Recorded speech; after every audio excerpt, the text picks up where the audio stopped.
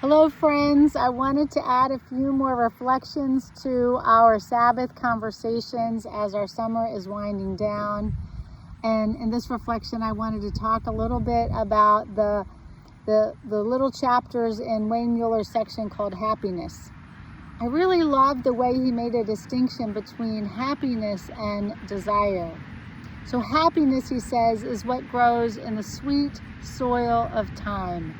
Things like pausing to enjoy a sunset, or holding our beloved's hand as we take a slow walk around the block with our dog, or the smell and then the taste of warm bread from the oven. That these are the things that bring contentment to our lives, and they are the very opposite of a sense of desire. Sometimes we trade the things that grow in the soil of time for our desires because we give up our time and we rush.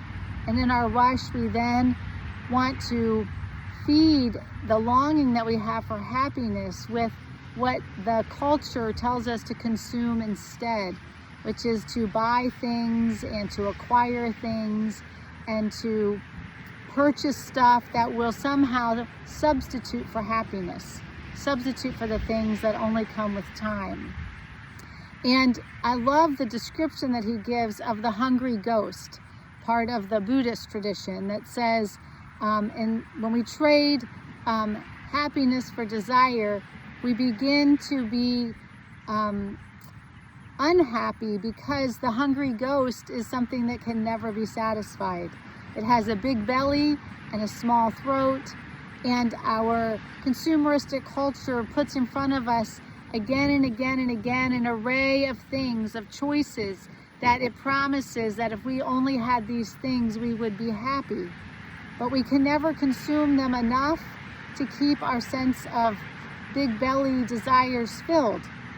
And so we are always wanting more and more.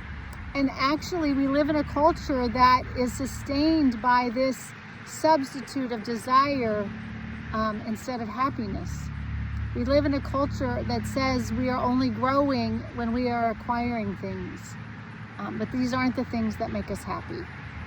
And so the antidote to desire and the way to finally put the hungry ghost to bed is to stop, is to rest, is to enjoy the things that we already have, to make a sense of gratitude for the places in our life that already bless us.